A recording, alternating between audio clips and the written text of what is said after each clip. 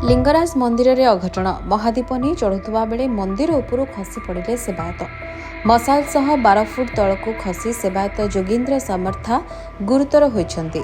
तांको गुरुतर अवस्था capital hospital रे भर्ती करा जायछि।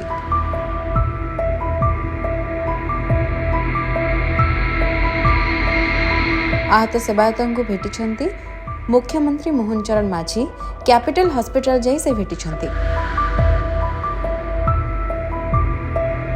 महादीप उठिबा पूर्वरु लिंगराज मंदिर रे अघटन घटिथिला।